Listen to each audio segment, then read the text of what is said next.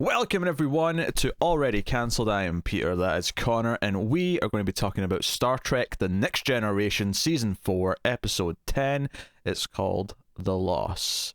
So full spoilers for the episode as always, and as we previewed last time, this is an episode about Deanna Troi losing her empath abilities. It's also the ship's going through a little bit of a crisis that's somewhat related to it, but that's definitely the A-plot. The A-plot is definitely Troi losing her abilities. And how she deals with that, how she deals with that as a counselor, how she deals with that as a betazoid. And before I get to the negatives of the episode, which we're definitely going to get to, but I will say I appreciate the aspirations of this, which is to look at this from multiple perspectives and say, well, from her perspective, she has just lost a sense, so she even calls herself disabled at one point in this episode. And I'm like, you know what, I don't like the scene where she says it. I don't think the script, and especially her performance, really has enough to make it land, but I do think that's an interesting thing to look at, is like, okay, we see it as, well, she's just the same as us humans now, so we're like, okay, you lost your special extra ability. Whoop-de-bloody-do. Now you have to be like the rest of us, schmucks. Let me break out my violin. But at the same time, there's an interesting element to be asked here. Is like, she's used to having extra ability, and we see how she copes with that, how other people react to it, how they talk about it. So I do want to say that there is some aspirations here of looking at something purely science fiction from a different because normally when a story tackles someone losing the ability to walk or losing, which isn't a sense, but it's the same kind of idea, or losing their eyesight or whatever. Typically, it's all put through the one perspective, is you have the people who are around that person and trying to treat them a certain way because they feel sympathy and they don't know how to, as she puts it in this episode, walk around the eggshells, that kind of thing. And you maybe have it from the perspective of the person themselves who are trying to deal with what their change is and how they cope with their rehabilitation. This, takes a science fiction element and sort of says, well, no, this is an ability that we don't have. So do we almost have a prejudice when we're like, we don't give a shit?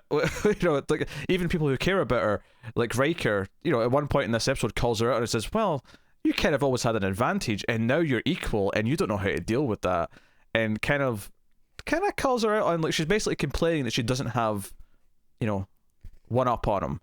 And there's some interesting questions that I think are in there, and there's definitely reasons why I think this episode conceptually was developed and what they wanted to do with it. Unfortunately, so much of this episode is Deanna Troi yelling at either Picard or Dr. Crusher about the fact that she can't do her thing anymore and how she's useless, and every single one of those scenes is painful to sit through. It is, and honestly, one of the biggest failings of the episode for me is, talk about the idea of it's trying to make us overcome this prejudice, almost like, she's just on equal footing. And I get that's the point it's supposed to make, that to her it's not just, she's on equal footing now, it's, she's lost something more than that. The episode never really sells me on that, so even by the end of it I'm like, you'll live, Yeah, I guess, I don't know if it ever sold me beforehand that this was like such a, I don't want to say a crutch. I mean, because if we had this extra ability our whole lives, it wouldn't be a crutch, it would just be, we'd be used to having it there. We'd be used to it being a part of our repertoire, but, she immediately gets quite antsy with people. At one point, Geordi says something, and it's not even aimed at her, it's not in a direction to her, he just says off the cuff something about, it's a shame we can't, tell if this being out there is sentient. And she takes it personally. Well, I'm doing the best I can, Geordi. I'm doing the best I can. Leave me alone. And it's funny because at one point she goes to 10 forward and she goes to Guinan, who at this point in the episode, Troy's decides she's stepping down as counselor and she's going to leave Starfleet because she can no longer perform her duties. And Picard tries to talk her out of it under the basis that most of the ship's counselors are human and don't have this ability. You actually still should theoretically be able to do this job. And it's funny because Guinan's like, well, I'm going to take over then, because I'm kind of the de facto second counselor, being the bartender anyway, so I'm just going to kind of step up. And so I started thinking about, like, you know what, I feel like I've seen way more scenes in the show at this point of people going to 10 forward and getting advice from Guinan and overcoming whatever problem they're going through than I have them going to Troy. No, I think it's True. With Troy specifically, I can only think of this obviously episode where we see her with a patient. Is it patient? Well, I mean, I don't know if that's the correct term or not. It might be. I guess everyone in the ship having to go to. But yeah, they're still patients. I mean, yeah, Okay. It's a patient. Okay. And then what's his name? Broccoli. Aye, Barclay. Yeah. Thank you. Him. That's the only other time I can remember seeing like actual scenes of her at work as a counselor, not just being semi-useful on the bridge. Yeah, well, I vividly remember people going to Guinea. I remember, episodes where she gives Wesley like, dating advice, and I remember episodes where someone will be standing at that port window looking out at the stars, and she'll have some wisdom. I mean, even Worf's parents. Yeah, Guinea's a way better counselor than Troy. Yeah, she's way better. Yeah. Speaking of, you mentioned Wesley there. Obviously, he was missing in this episode.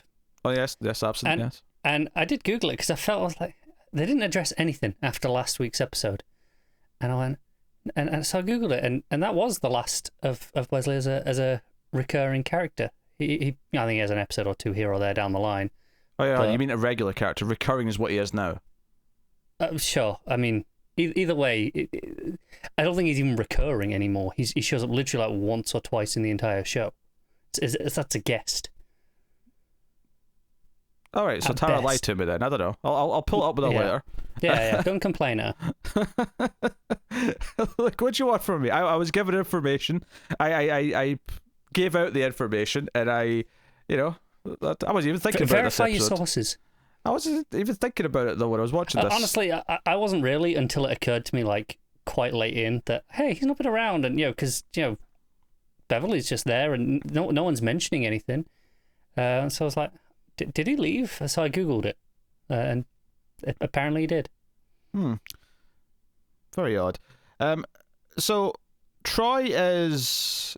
We see her with this patient early in the episode. We see her again. Is this patient who's lost her husband in an accident at some point in the last year, and she's having trouble coping with it, and she's been goody counselor. And the second time she sees her, this is where Troy's already lost her abilities, and she basically just halfway through the session says, "Look, I'm going to be honest. I can't tell what you're feeling right now. I have no idea what's going on," and. It made me think, how qualified are you to be a therapist? Does it all rely on your empath abilities? Can you not do anything via the information they're giving you? That's what I was thinking as well. I was like, I obviously I'm not a therapist. I've never received any therapist training, but I would assume they have to, look at body language, things like that. Try and read the person a bit more. Whereas, did she not do any training? She said, "It's fine. I'll be an empath. I got it covered." Yeah, I mean, it's a bit arrogant. Okay. Well, I mean, even Riker calls her out on kind of her dismissal of her half-human side. She always kind of valued her Betazoid side more. And I think aristocratic was the word he used. That was, yes. But she then pulled him up for later when she got her powers back.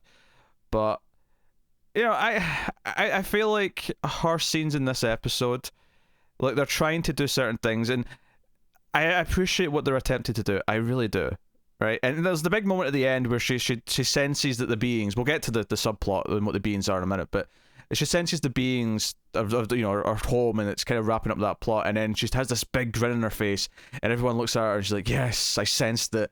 And it's meant to be this big happy moment, and I just couldn't give less of a shit. I don't know. We've always had a problem with them trying to, show us that her job on this ship is important. And the sad part is, it's not so much that they have to show us that the empath abilities are useful. We kind of make fun of that a lot.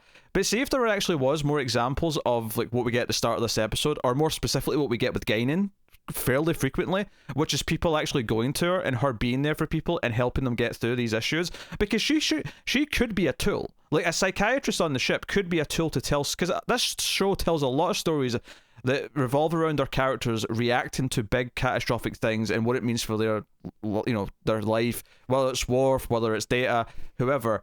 All of these things, you could use her as a lens to sort of tell some of these stories, and they don't really do it that often. And they're not actually interested in her being a counselor. Like 95% of the time, they're interested in just her, standing on the bridge going, "Yes, I sense this." Pretty much, it's that, and she's a love interest for Riker. Yeah. How could I forget? I mean, credit where credit's due, I suppose. This is maybe her first focused episode which has not involved some sort of weird love interest of some kind. Whether it's an actual love interest or an alien baby entity or something, they've all had something like that. This one didn't have any of that. This was just purely about the only other one that comes to mind is maybe the first one with her mother. Oh, sure. Yeah, I suppose that counts. But then again, her mother wouldn't shut up about her meeting someone, so I mean, the subject did get addressed. It did, not quite the same though. So it was kind of a tedious. The main plot was tedious, honestly, and I appreciate what they were trying to do, but I just don't think that either. I don't think this character has been developed enough to actually pull off this plot.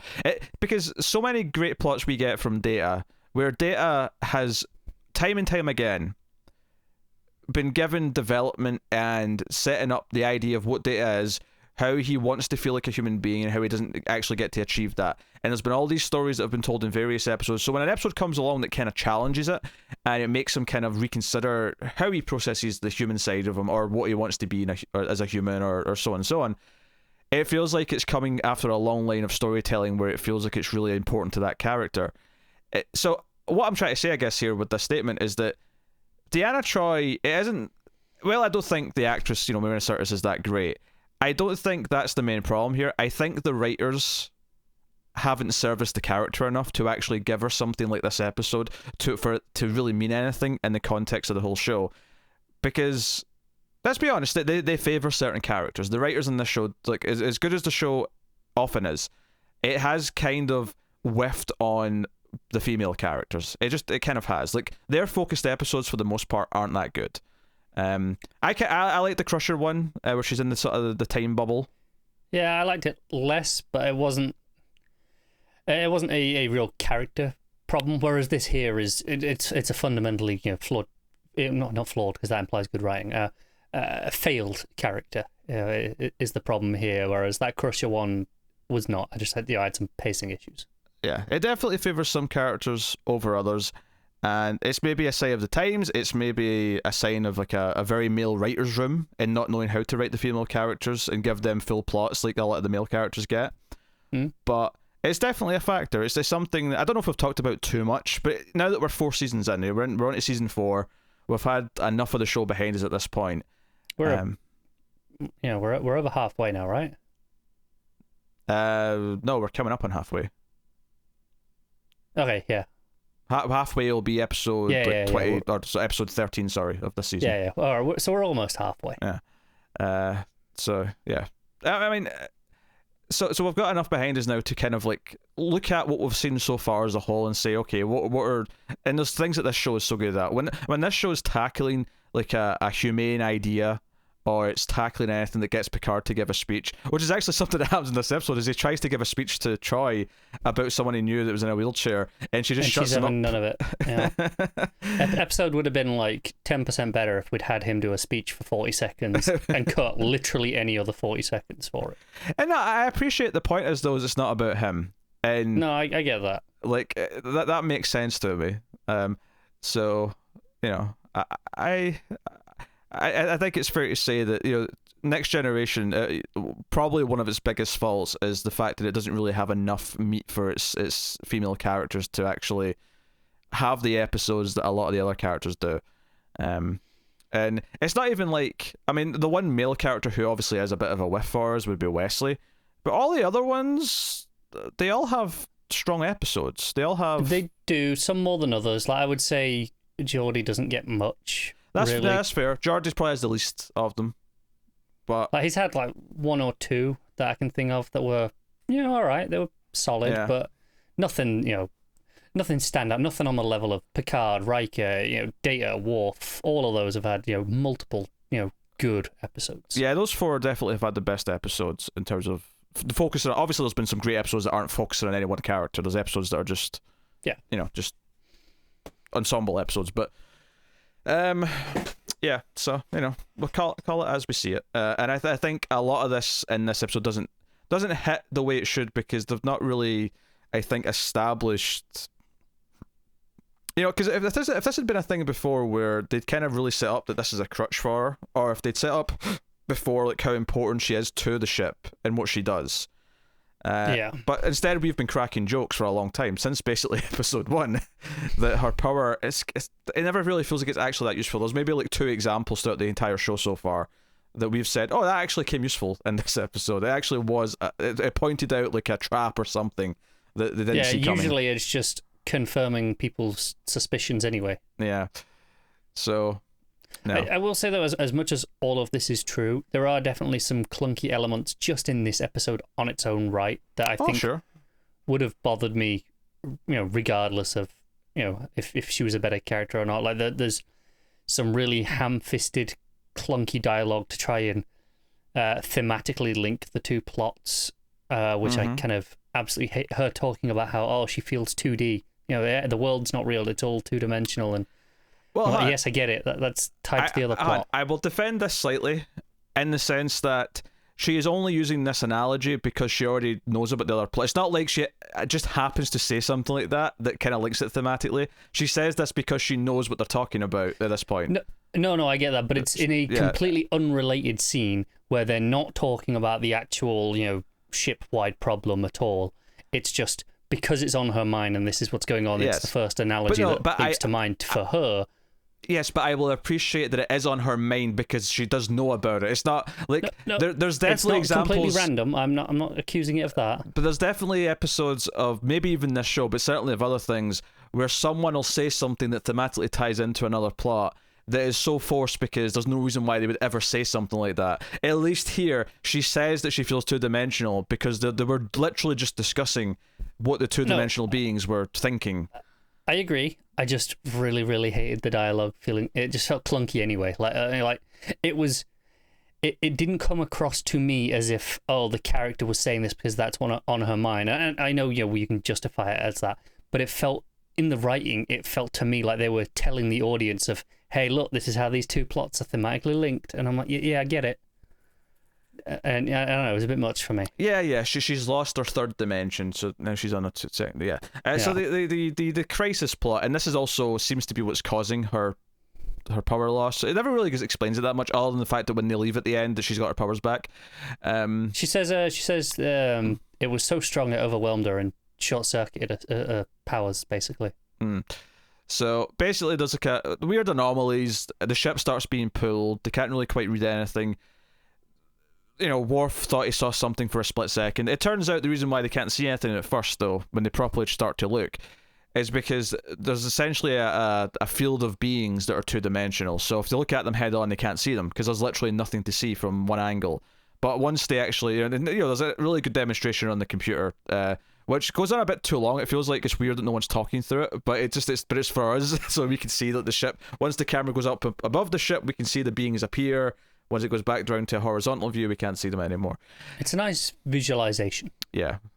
I feel like some talking over it just to make it blend more seamlessly. Just have them react to it. It felt like the scientist explaining time travel on the whiteboard sort of scenes that you usually get in those movies. Just a little bit jazzed up. And this is one of those things where the subplot is a little bit more interesting because it's like, that's a fun idea. There's this 2-dimensional beings and how do we cope with this? And they try redirecting because there's like a bigger threat that appears where they're being pulled towards this cosmic string, which will, destroy the ship. And the beings are going there too, and they try to redirect them by firing photons near them to redirect them. Doesn't work. They just fire photons directly into them, not knowing if this will even negatively affect them. It might hurt them, it might not. They don't know. But he tries to kind of a dick move. Well, he tries to save one first, but then when that doesn't work, it's like, well, okay, we're going to die, so fire into them. So okay, the only option we have left is communication. And this was maybe the other thing that was kind of weird about the episode, is that I'm not even sure how... I'm not sure how much Troy was actually that instrumental. Like, she happened to be the character in the scene that thought of like the thing that would help communicate or understand what they had to do. But it didn't really feel like it was because of it didn't feel linked to anything in her arc in the episode. No, it just felt like we'll give her the idea, just because it's her episode, rather than anything built up to a reason why she was the one who should have this idea. Yeah. So basically, they're actually going towards the string because of essentially a frequency. So they're going to like recreate the frequency from the ship so that it confuses them for a second, and it'll break them away, and then they can fly away.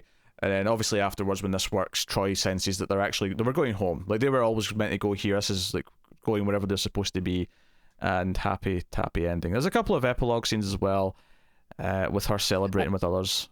I felt like it ended really weirdly as well. Like, we stopped and watched the ship fly away for what felt like quite a long time compared to normal. I mean, you don't even have to be that vague. It was literally twice as long. It was 2 shots instead of 1. Well, but even the shots themselves felt like it sat on them longer. I didn't check the time, so it just felt a lot longer as well in individual shots. Even before it went on to the second shot, I thought it was taking a while. Well, it did take a while, but that's why I thought it was going to cut to something else. I was surprised when the second shot had the credit come up. But I don't. The second shot where the credit does come up doesn't actually take any longer than it normally does, though. There's just this one weird long shot in front of it for some reason, and I don't know if it's just a simple case of they were like 10 seconds short of the runtime, and they had to like beef up somehow. Come on, give me an extra shot. That's the real ship. reason why they didn't edit down that visualization too. Oh, maybe the whole thing was like a minute 2 shot, so they had to like beef up a couple of things here or there. Just keep that one going a little bit longer. Yeah. So. It's a frustrating episode because I don't think it's a good episode. No. But I do at least see what they were trying to do, which is... I see the point of it, and it succeeds in making me understand the point. It fails at successfully entertaining me with the point. Yeah. And I want to reiterate that the show's writers, as good as they are at a lot of things, they're the reason why Troy, to a lot of people, and certainly us, is not that compelling a character. This is not an issue where she's written just as well as everyone else and then we have a problem with her anyway. This is a problem of her not actually having good material throughout the show thus far. And I suspect probably not for the rest of the show. I'll be shocked if there's a sudden uptick from here. Yeah, the reputation I hear about Troy from the interwebs, which can be a very cruel and nasty, mean-spirited place, but does seem to indicate that this never really changes. So, we'll see how it comes. We can hope it's better in other shows, right? Worth mentioning, though, the ensign that got named last episode is still there, next to Data on the bridge. I mean, someone's got to replace Wesley long term. Yeah, Allenby. Ensign Tess Allenby, according to IMDb. That the name? Okay. I'm going to check see how many episodes she's in. Oh, she's in 3 episodes total. So we got either one more or this was it. No, we got one more. Okay, just because I remembered 2 of them doesn't mean there wasn't a third that I'd forgotten already. Yeah, but notably the third one is not until like 3 years later, so she comes back in like 3 seasons for an episode apparently. Probably the same time Wesley shows back up. So, that's actually kind of funny to me that someone with such a small role ends up coming back that much later. But it's the same character? Yeah. Yeah, okay. Interesting. So, there you go. That's the loss. So let's look ahead, see what's coming. In episode 11, it's called Data's Day. Okay. Guess whose episode this is? Data tries to comprehend the complex emotions between O'Brien and Kiko, who are about to be married. Oh, O'Brien's getting married? Oh. Okay, sure. That should be fun. I'm looking forward to this. Yeah. So, yeah, there's... even Picard's got his fancy, or not his fancy dress, but like his best. He's got like a different version of his uniform, like a formal attire version. Yeah, dress uniform something. It's not the same. There's a specific word for it. I only see his shoulders. Maybe it is the same one we've seen before. Or actually, no. I think it's maybe essentially the same one that we've seen him use in like, the first couple of seasons for a couple of times when he had an admiral in or whatever. But I think it's just slightly been touched up because they touched up the uniforms in general. So I think it's the same idea. But I quite like that suit. I think it looks quite smart. Maybe it is the same. Maybe I just don't remember this gold ridge at the top. Maybe I've forgotten that. But it's possible. Yeah. So there you go. So that's going on. Next time, let us know what you thought of this one in the comments below. Hit the like button, of course. It's super useful and helpful to us, and a nice, easy, and free way to support us. You can also support us over at patreon.com/MailFuzzTV for as little as $1 per month and help keep all the content coming. And otherwise, that is us. Catch us on Twitter at @mail_fuzz for channel updates. Keep watching Star Trek, and remember, when it comes to the ladies, somewhere out there, Wesley Crusher is in complete control.